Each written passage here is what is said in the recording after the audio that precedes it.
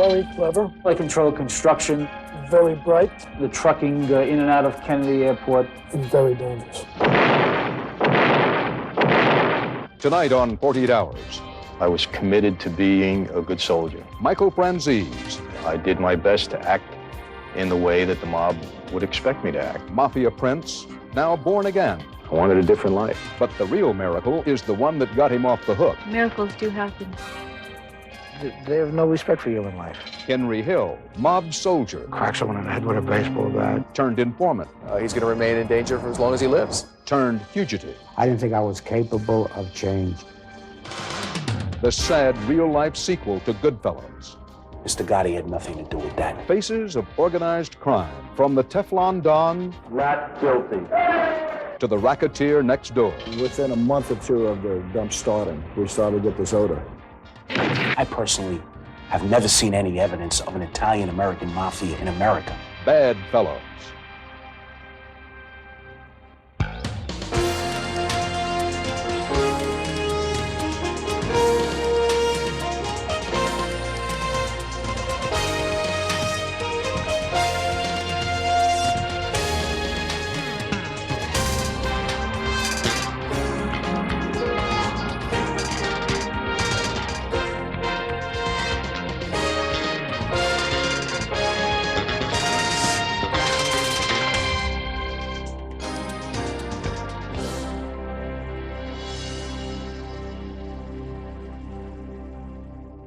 Organized crime. Two words that cover a multitude of sins and sinners, from big-time mobster to small-time hood. They scam and swindle and slaughter, forming a loose but often impenetrable web of criminal activity. The government's war on organized crime did produce some major casualties in the 80s. Still, the mafia and smaller rackets continue to prosper, especially in New York, the traditional stronghold of gangsters, wise guys, and the fabled five families. Some of the people you're about to meet are the stuff of Hollywood legend. Others might be your next-door neighbor.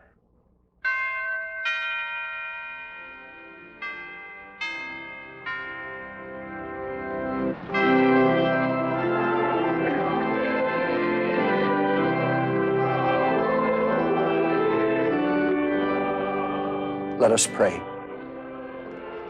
We pray for those who have stooped below their best. Michael Franzese has a lot to pray for. Before he was born again, he was a family man. The family was the Colombo crime family, and Michael Franzese was a captain, one of the richest and most powerful men in the mob.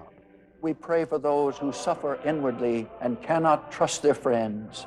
5 years ago, he was sent to prison, so he cut a deal with the government, and then he says he walked away. He quit the mafia.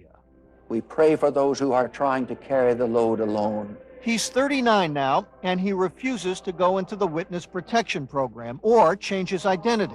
He says he won't live that way. He did ask that we not say precisely where he lives, that we not show his house or his cars. You help the government. Don't they want to kill you for that? There are people, some of my former associates, that are not happy with what I did because I'm not, acting in accordance with the oath, that they would like to see me deceased. Interesting way to put it. You don't look over your shoulder? Well, let me put it this way. I mean, I am very much aware of what's going on around me, and I, again, was very much a part of a life, and I know what people are capable of. Mm-hmm. Why did you leave the mafia? I didn't want that for my wife and kids. I wanted a different life. Well, there's no question that he's in a great deal of danger. Ed McDonald was a federal prosecutor in Brooklyn. And why he's doing what he's doing is beyond me. I think he has to be crazy. He's under a death sentence. They're going to come after him eventually. It's just only a matter of time. His name is Derry Matera. Is he a bodyguard? A federal agent? Nope, he's an author, writing the Michael Franzese story. After all, Franzese is articulate, stylish, you might say a young Michael Corleone type, straight out of The Godfather. I think it was Life magazine that called you the yuppie mobster. I believe so, yeah. Yeah. How much money did you make? About? Millions of dollars. I mean, I don't know exactly how much. I mean, there's no secret the fact that I made a tremendous amount of money. And just how powerful was Michael Franzese? Michael, as far as New York is concerned, is probably the most significant organized crime figure to cooperate with the federal government. And just how violent was he? Did you kill anybody? No, I didn't. To be inducted into the mafia, you have to make your bones, and to make your bones, you have to kill somebody. So we've all accepted that he's a made man in the mafia, so that goes without saying.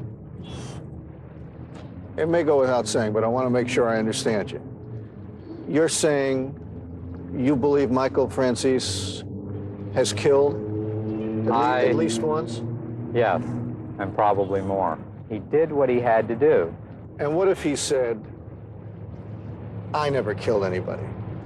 I never killed anybody. I never ordered the killing of anybody. Well, that's what would you expect him to say at this point? Watch out for the charmer. At the height of his mafia power, Michael Franzese produced B movies, including this one, where he met his second wife, Cammy. She's the dancer in blue. He owned a huge estate, car dealerships, restaurants, and he owned an oil business. We were gasoline wholesalers. As wholesalers responsible for collecting the tax on every gallon of gas that we sold. We collected the tax and didn't pay for it. What was Michael Franzese's cut of that, Michael's do you suppose? cut of that was anywhere from $4 to $5. $4 to $5 million a in week? cash a week. In 1986, he got caught and was sent to prison, but he didn't stay there long. Franzese cut a deal. He would talk and pay a $14 million fine, and the government would set him free. All right, well, stop me when I'm wrong, okay? He was supposed to pay the government $14 million. He hasn't paid anything near $14 million. That's right. There's not a single mafioso behind bars because of anything Michael Franzese told you. Is that correct? Well, there are people who are in prison based on information Michael provided. But no mafia types. Yeah, that's not, well, there are. There's at least one. Frank Campione, who was a chauffeur for his father. A chauffeur and a Chicago agent who wasn't even in the mob. He was also supposed to give the government his Long Island estate, but it's not in his name, and the government has yet to collect. And he signed over the profits from a movie to the government, but there are no profits. The government claims it's not finished with him. But the question remains, did Michael Franzese, mafia family man, completely outmaneuver his Uncle Sam? You know, I think the deal was fair for the both of us. It accomplished what I wanted to accomplish to a great degree, and I think that the government should look at it as a real victory. Number one, you know, they got a high-ranking official in the mob to sit down and talk to them. They got him to publicly say that he's turning his back on the mob. I mean, in essence, I've thrown in the towel and I said, hey, they won. Before he became a mafia hoodlum, One of the initial arrests, I guess one of your first rides in a paddy wagon. Michael Franzese was a pre-med student. His parents wanted him to become a doctor. I mean, that's all I remember since I was a year old. All I can remember is you got to be a doctor. I mean, they wanted it, I think, more than I did. But Michael Franzese decided to go into his father's business instead. Looks great, huh? It looks just as good now. His father, Sonny, was mafia royalty. It looks really tough there. Sonny was also a captain in the Colombo crime family. This is a shot during the bank robbery trial. Until he was sentenced to 50 years in prison for conspiracy to rob banks. When I first became a part of it, I was proud of the association. I felt good about being a part, again, of something that my father was so much a part of. I was committed to being a good soldier, and I did my best to act in the way that the mob would expect me to act, and I think that's why I excelled. You know, Cammy talked about the movie The Goodfellas. You know, I took her to see that film not knowing what the film would really be like because I never read the book. And when I sat back and I looked at it and I said, you know what I mean, there's a case there where guys kill somebody and went, sat down, had dinner. Mm-hmm. And it's true. I mean, you know, it's true. And guys were proud of that. I mean, that's what you were supposed to do. You know, you go do something like that and you sit down, you have a dinner and life goes on. You carry on. And that was real life for you at one point. Yeah, it was. It was. This is the first draft of the photo layout. What I like to start with is a picture of you as a child. These days, the movies are real life for Michael Franzese. I'll be honest with you, I don't think I have any of my childhood pictures here. He and Matera are finishing up the photo layout for their book, Here's Joe Colombo. And you go, this is what happened to Joe Colombo. And he's already negotiating the movie rights. Who would play former mafia captain in the movie version? Well, my first choice, and to me, I think the ultimate for this part would be Tom Cruise. Once upon a time, ex-mafia captains who made deals with the government wound up in the river or on the run. Not Michael Franzese. He's doing book and movie deals and meeting with his agent from ICM, which is one of the biggest talent agencies in the world. And his interview with 48 Hours is the first he's ever done on TV. What is it then that, at this point in your life, that motivates you? I'm guessing, if I'm wrong, tell me, I'm guessing it isn't the money. That's true, it's not the money. Franzese never did say what really motivates him, but Ed McDonald, the former prosecutor, has a theory. Michael has a massive ego. He wants to be recognized. He craves recognition and fame, and I think that's a large part of it. And as for how Franzese walked away from the mob and into the Hollywood sunset, McDonald has a theory about that, too. Well, it's possible that Michael is so Machiavellian and has worked out such a sort of clever deal with the mob that they have permitted him to testify against them, provide information, background information, intelligence information. Perhaps he worked it out that he pays, the bosses of all the families, $10 million, every 6 months. And he's doing it on the installment plan to ensure that they're good faith. Meanwhile, Michael Franzese is leading the good life. Some people think it's a miracle he's alive to talk about it. He and Cammy think it's a miracle, too. Literally, a miracle. I'm committed, and I believe very strongly in God right now. And there again, it wasn't something that hit me from above. I didn't get struck by a lightning bolt, and Christ didn't decide to talk to me in my sleep. It was a process for me. You're both born again? Yes. The difference it has made in my life is tremendous. I mean, maybe that's why I don't walk around with fear in my life. I mean, I am honestly not afraid that someday I'm going to get shot and killed. Let me just interrupt for a second. You may not care, but you understand that when people listen to this and they hear that whether we say you found religion or now you're religious and you're born again, right, they're going to say, give me a break. This man who was in on numerous conversations that resulted in people getting killed, a guy who's involved in one scam after another, a guy who made, I'll say millions, but maybe billions for the mob, found religion. Yeah, but miracles do happen. Miracles do happen. I strongly believe that, and I think Michael is a miracle, totally. I mean, I tell him that all the time.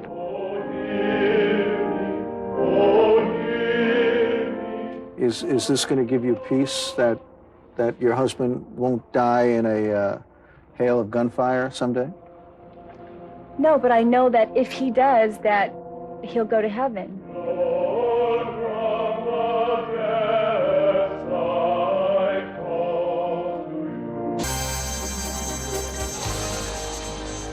I submit to you the evidence in this case proves that the defendant, Frank Sacco, killed Robert Maloney by taking a pistol and shooting Mr. Maloney in the head. Mr. Sacco came to this court, and you all agreed that in your eyes he was presumed to be innocent, until it's removed by evidence convinces you beyond a reasonable doubt. At the Orange County Courthouse in the state of New York, Frank Sacco is on trial for murder. Frank Sacco is a man well known to both state and federal law enforcement. Prosecutor George Bradlaugh of the New York State Organized Crime Task Force. He's got a criminal record that goes back to the 1940s. He's very clever, very bright, very aggressive, very able, and very dangerous. He has been a bad boy, you could conclude, which is one reason that I can't call him to the witness stand to deny these accusations. Frank Sacco hired attorney F. Lee Bailey to defend him against the charge of murder. There's absolutely nothing that could legally connect Frank Sacco to this murder. Sacco is accused of murdering Robert Maloney, the man he hired to manage this landfill in Tuxedo, New York. But Maloney wasn't the only victim in a crime saga that caused a lot of trouble for Frank Sacco and for Tuxedo. It's a family business. John, my son-in-law, and I do most of the cooking. Frank Moan owns the Tuxedo Inn across the street from the dump. It was a very busy place. We did a lot of banquets, and then they started a dump across the street. Within a month or two of the dump starting, we started to get this odor. By the middle of the summer, the odor was fierce. It smelled battery acid, like battery acid. There was a smell like rotten eggs. How much money did you lose, do you think? We think we've proven where we've lost $3 million. This was the landfill 3 years ago. State officials suspect that it was a dumping ground for cocktail waste, toxic waste, that is mixed in and disguised with construction debris, a process that is very illegal and very profitable. The fellow whose property it was a fellow named Ray Barone. Ray was one of my best customers. Also the town justice. He was also the judge. He was the town justice. Mr. Sacco used to come here with Mr. Barone. I also seen the police chief having lunch with Mr. Sacco 3 or 4 times. And I heard Sacco say, hell, I'm paying people I'm not even supposed to be paying. In fact, Sacco was paying Justice Barone $4,500 a week. Did you bribe the town justice up in the Tuxedo, New York? No, it was not a bribe. What would you call it? It was a payment for renting his property to dump. Barone was later convicted of perjury and tax evasion and sent to prison. Did you pay the police chief any money? Yes, I did. Sacco paid police chief San Matola $500 a week. I paid him for traffic controlling and to make sure there was no problems on the property. Some people might interpret that as a bribe. Bribe for what? What could he do Some for people me? might interpret it as a bribe. There was no bribe. To give a law enforcement official money? I didn't think it was. Matola pleaded guilty to perjury and tax evasion and was sent to prison. What'd you pay her money for? I paid her $500 a week to become a consultant. Sacco also bribed an inspector with the State Department of Environmental Conservation, Sandra White. While you were paying her, was she in charge of inspecting your dump site? Yes, she was, and so were other inspectors also. But they're on your payroll? Just Sandra White. Just Sandra White? Yes. Do you think, at that time. Do you see anything wrong with that? No, well, there may be a conflict of interest, but there was nothing illegal concerning it.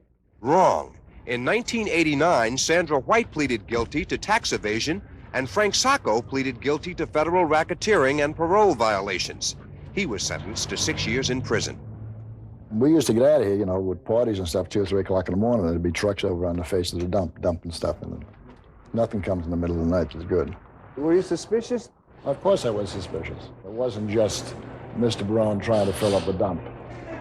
He introduced his friend to me or to my wife anyhow, as a connected man. This is a real hard-nosed guy, somebody you should really know. He's really hard-nosed. He's telling me that this guy's in the mafia. My Tuxedo site should be given an Academy Award for the be way kidding. it looks. I'm not kidding. You should have seen it before, and go look at it now. But the people in the town were complaining all alone, and everybody was afraid. Afraid of what? Afraid to do anything because they thought you were connected to organized crime. I can't help what they think. I'm sorry. That's your newspapers today. That's what happens. That's your television. It's not Frank Sacco. No, it isn't.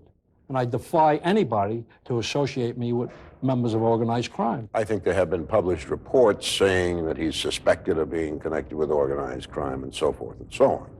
But I can tell you as an insider that the people who are organized crime say we never heard of Frank Sacco. I mean, he at least had this town justice convinced that he was connected. I don't think it would be beyond Frank to let him let you think that he was a connected person. He certainly enjoyed having the skids greased occasionally, whether it be with the maitre d' or in some other place. But I don't think it takes any connections with organized crime to bribe local officials. I mean, that goes on every day of the week. Our investigation establishes that he's not a made member of any organized crime family.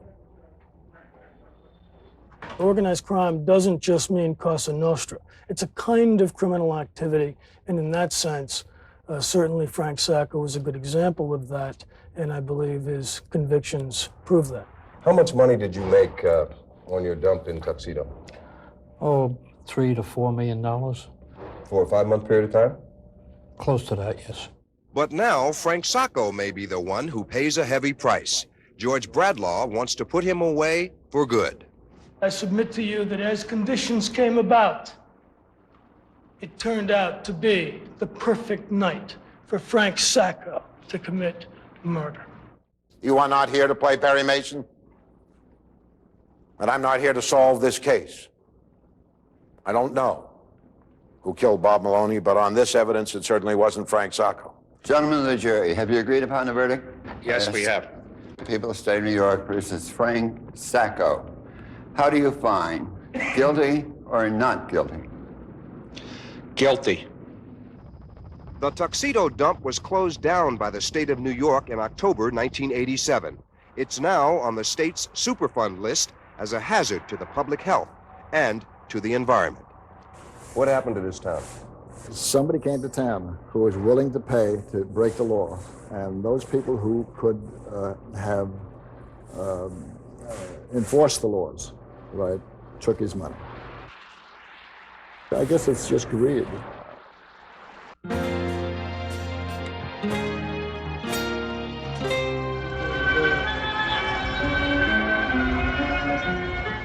Is the mafia dead? Definitely not. It's alive and well and flourishing in New York and across the country. What do they control? They control construction, the trucking in and out of Kennedy Airport, Fulton Fish Market, the Garment Center. John, what are the odds on this, huh? Is John Gotti the godfather? John Gotti is the godfather, the head of the Gambino crime family, the biggest and most powerful crime family in the country. Have you seen Gotti walk down the street? Oh, yeah, occasionally I have. And Few people know more about the state of the mob, its 5 families, its bosses, capos, and crews than Jerry Capeci, a crime reporter for the New York Daily News. The Ravenite Social Club across the street is the headquarters of John Gotti's Gambino crime family. Normally, Gotti can be found here in Little Italy, running what prosecutors say is a $500 million crime empire involving loan sharking, labor racketeering, and worse. You know they're going to try and keep you in jail. In fact, today, as a result of recent wiretaps, John Gotti sits in a jail awaiting his 4th trial in 5 years. Each time he has beaten the rap. Now they call him the Teflon Don. Gotti, any reaction? Surprise? But today he faces a series of charges that include murder. The government charges that Gotti orchestrated the assassination of Paul Castellano. On December 16, 1985, Castellano, who was then the head of the Gambino family, was to meet Gotti at this restaurant. But Gotti never showed, and a new godfather was born. They shot them 14 times? Exactly. They didn't want any mistakes. Allegedly, he was overheard in the Ravenite Social Club talking about the killing of Paul Castellano. John Gotti is taped everywhere he goes, hour after hour, day after day. John Gotti is surveilled 24 hours a day. Stands in recess, please clear the courtroom. Bruce Cutler is John Gotti's lawyer. He's not the head of the Gambino crime family? No, he's not. As a matter of fact, in the last 3 trials, they've alleged that he was a member and a high-ranking official, as a matter of fact, boss of the Gambino family. And 36 jurors said no in 3 trials. We find him not guilty. So you don't have to take it from me, Richard. You can take it from them. Is he the godfather? Well, he's not the godfather the way the government paints him to be the godfather. He's not a criminal. He's not involved in organized crime.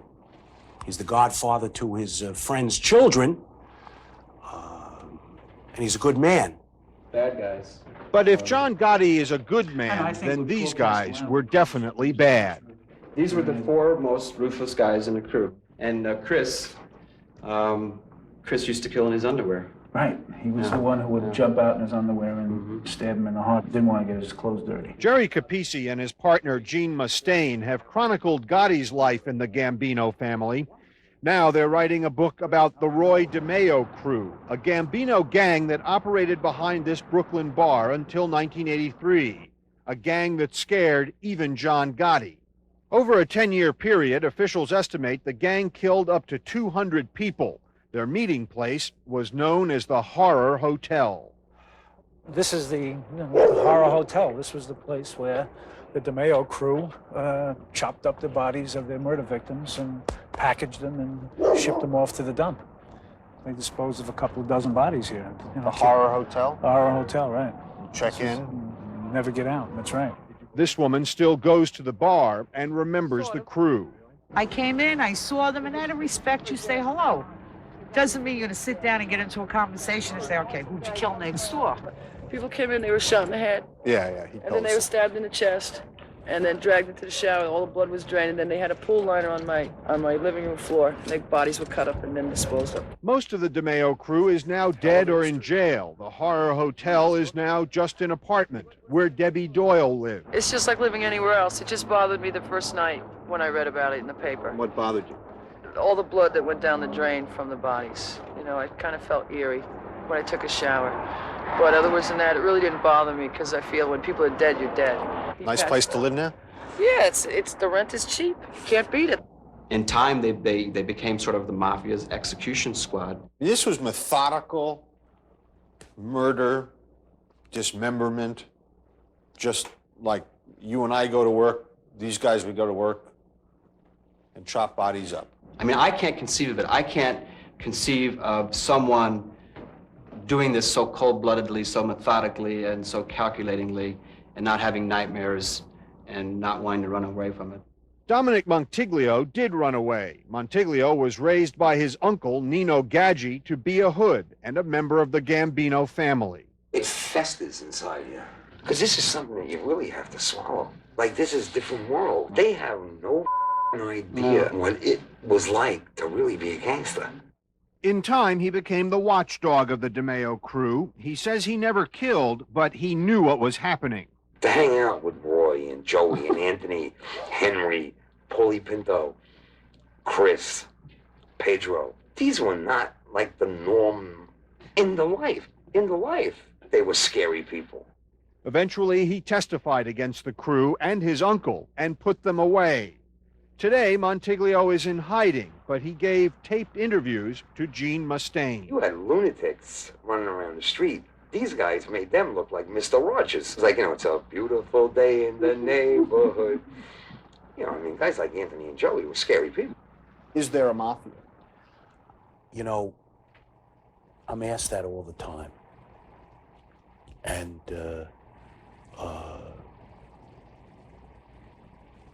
it's a question that doesn't mean anything to me. I personally have never seen any evidence of an Italian-American mafia in America.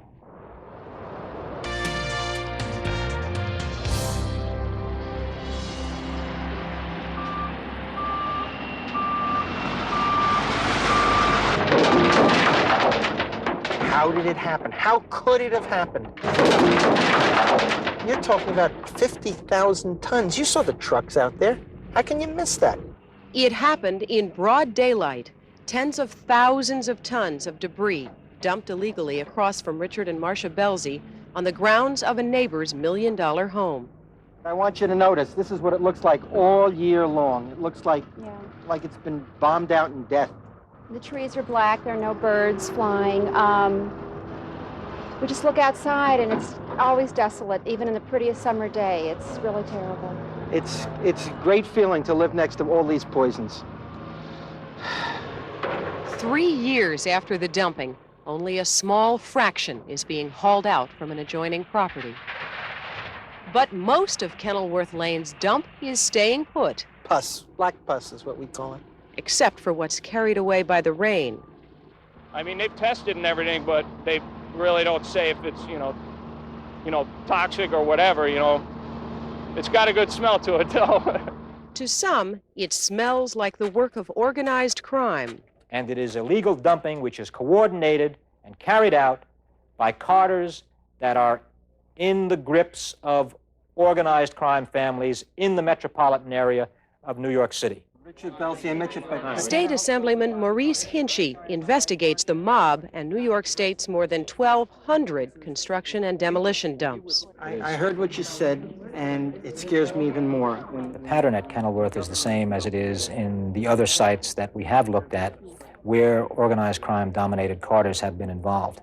We have found that hospital waste is traditionally mixed in I can use the word traditionally, mixed in with C&D waste. Also, various levels of hazardous waste have been found mixed in with construction and demolition debris. You avoid all the costs associated with legal, proper disposal, and you dump it in somebody's backyard where you're not charged, or if you are paying, you're paying a heck of a lot less. How profitable is it to engage in this activity from what you learned? It's very profitable. An illegal construction and demolition debris dump site, if it stays open for any reasonable length of time, can make $1 million to $2 million or more. Every house in this neighborhood of Harrison, New York is worth millions. This was Pete Rozelle's house. Down that street, John Raitt used to live, John and Bonnie Raitt. That is a really nice house. Yeah, that's mansioning.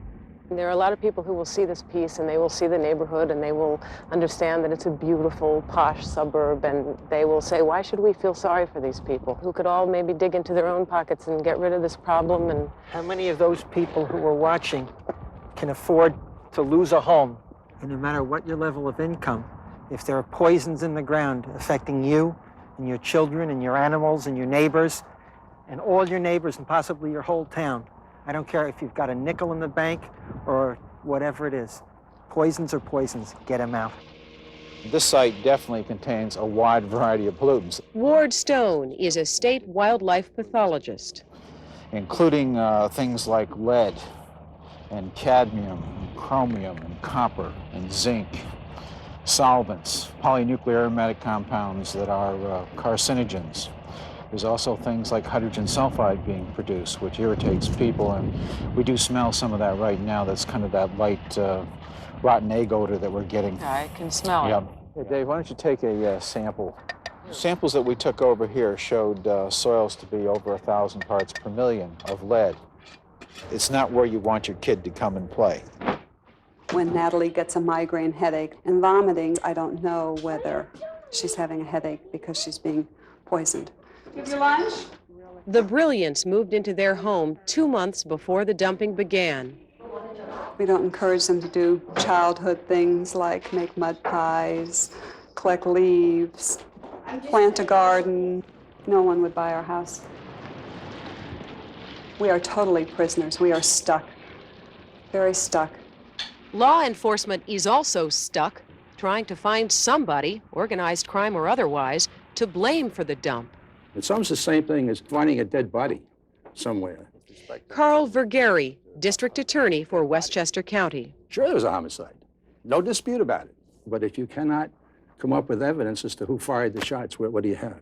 It was a wide open dump. Anybody could have gone there at any hour of the day or night and dumped. There is insufficient evidence to fix criminal responsibility on any individual or any firm. We set out to talk to the haulers, those known to have brought most of the fill. Jack Bordone of Fontana Transfer wouldn't talk to us. I'm trying to conduct business here. If you won't leave, I'll have the police remove you. His lawyer says Bordone only brought clean fill and has no ties to the mob. Another hauler, Michael Ferrone, invited us in. What did you dump on the property? Dirt, rock. There have also been allegations made that organized crime may have been involved in dumping stuff on that. This, I don't know. I don't want to accuse nobody. I don't know. Ferrone says a landscaper named Nick Calandro charged the haulers for the right to dump debris. Somebody had told me, Mr. Calandro needed the filler. I call him Mr. Calandro. I say, you need a filler. What kind of filler need? He said, I need a dirt, rock. I said, okay, fine. But you paid him to dump the stuff. Right. So Mr. Calandro was cheaper? Yeah, it was a cheap. You charging me $5 a yard. Calandro wouldn't talk with us, but he was there. The people who own the property paid Calandro $2,500 to fill in their land. Records show he ended up making more than $250,000. We're looking for Mr. Calandro. Could you ask him if... In court papers, Calandro denies he ordered the illegal fill. He blames the property owners, Giuseppe and Caterina Casabianca, who own a small pizza joint in the South Bronx and who built this dream house right on the property that became the dump of Kenilworth Lane. The place where Donald Scheel represents the Casabiancas, who also didn't want to talk to us. How is it that a couple whose only known source of income that I know of is a pizza parlor in the Bronx can afford to build a home like that? This is America. They are immigrants.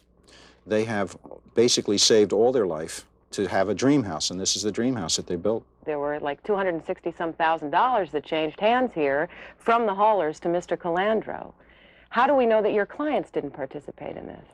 I think the logic is what makes it fall apart. It was absolutely insane for them to do something this foolish and to destroy and despoil their own backyard. Do you have any thoughts at this point about whether or not this operation has any links to organized crime? Only if you want to buy the story or the analysis that anyone that has an Italian name that's from southern Italy has to be linked to organized crime. The answer is, if that's what you want to believe, then the answer is yes. I think that's very unfair. Not a single criminal charge has been filed in the Kenilworth case.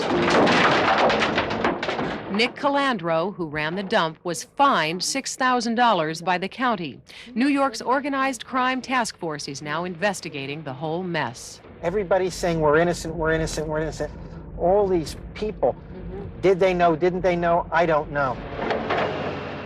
I don't know when it'll end. I don't know if we'll be here when it ends, but it's been a long road so far, and I don't see it ending too near future. I smell it now. It's just coming. Did you get the whiff? Yeah, I can smell it.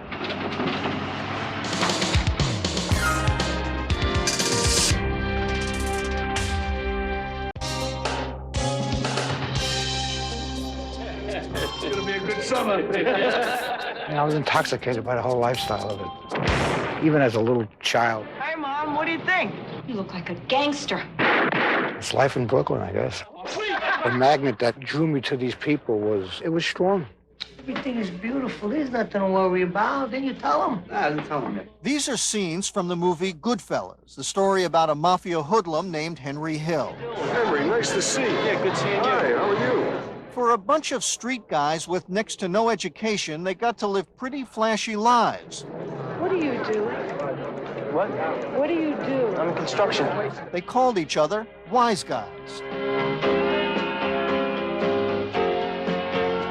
To me, I thought it was a natural process. I didn't think I was doing anything wrong. At that time, it was I was a normal person. I thought I was a normal person. Henry Hill, the real Henry Hill, the wise guy from the Lucchese crime family. I mean, your total existence is in that world. You wake up, from when you wake up to when you go to sleep at night. You are part of a separate world, a separate society. Today, Henry Hill lives in hiding, not hiding from the FBI, hiding from the mob, from his old friends who would like to see him dead. There's a good chance that they'd come and get me. Or, they'd send someone out to get me. To get you. Sure. And to get me means? To whack me. To whack you, to kill you. Yeah. This is not how you looked when I met you the first time, earlier. No, I wasn't. He insisted on wearing a disguise. Do you worry when you go out on the street without the disguise? I try to stay alert. They have no respect for human life at all. No respect for human life whatsoever. I mean, that's their ultimate weapon. Is the fear, the brutality, and murder. I've used violence a few times in my life, and it sickens my stomach. But I used to do it anyway. Give me an example. Well, crack someone in the head with a baseball bat. Henry Hill says he never killed anyone, but he was there when it happened. How many murders were you around? Half a dozen, so And just tell me what you did yourself, if you didn't kill anybody. Most of the time, I dug the holes. Hey, Henry, here's an arm. Very funny, guys. Here's a leg. He literally knew where the bodies were buried. What do you like, the leg or the wing? Well, he buried some of them himself. Ed McDonald, the former federal prosecutor. He was facing some serious felony charges that the local authorities had lodged against him in Nassau County in New York. Charges for which he could have gone to prison for anywhere from 25 years to life. They were drug conspiracy charges. Henry Hill had become a cocaine dealer and addict. It wasn't supposed to happen in our family.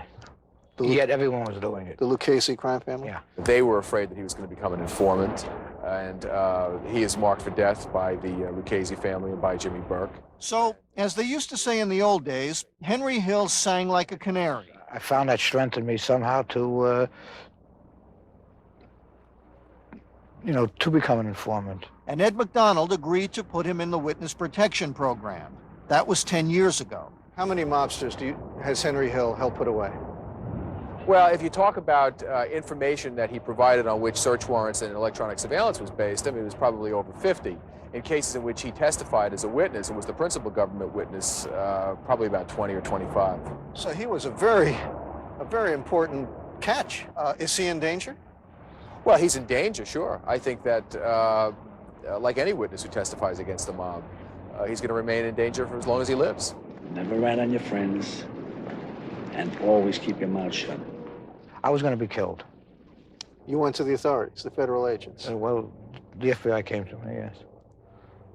And sounds like they made an offer you couldn't refuse. Absolutely. Cooperate truthfully and honestly, and we'll keep you alive, and we'll save your life, and we'll give you a new life. They give you a new name. Yeah. New identity.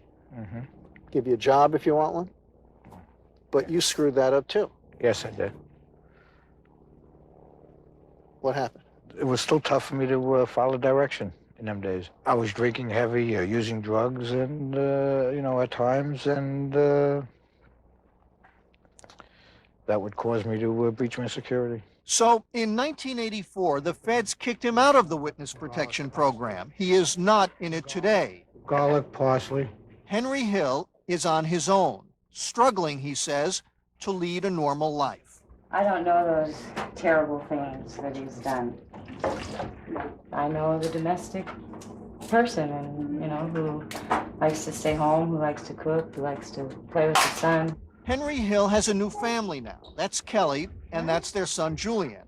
And he is leading what appears to be a regular middle-class life. This is the way I live my life today, in a positive way. Henry Hill is the wise guy in the best-selling book, Wise Guy. Now he's working on a new book about his life out of the mafia. You told the feds about these bodies very soon after becoming... Ron Lebrecht is the author. What makes this guy tick? What makes him tick now is no more options. He lost most of his options when he became a federal witness. He either became a witness for the government or he died. And now it's 10 years later, and he has even fewer options because of the drinking and the drugs. He either lives as straight a life as he possibly can, or he dies, either through the drinking or in drinking, doing something stupid and letting his location be known and getting killed by the people who want to kill him. But he's trying. And my co-facilitator today is Henry. Twice a week he comes here to an alcohol and drug rehabilitation program to talk to other recovering addicts just like him. Because I didn't think I could change in the beginning. I didn't think I had a chance in the world. I didn't think I was capable of change. Everything I did was a shortcut, a scheme, and doing that for 30, 35 years, or, 40 years of my life, it becomes ingrained. And, to start to change that, in the recovery process, there's so many, it's everything that I did. I did nothing right. Hi. Henry Hill was one of the good fellas, one of the mob. He had money and all the other perks that go along with being a wise guy. And now it's all gone.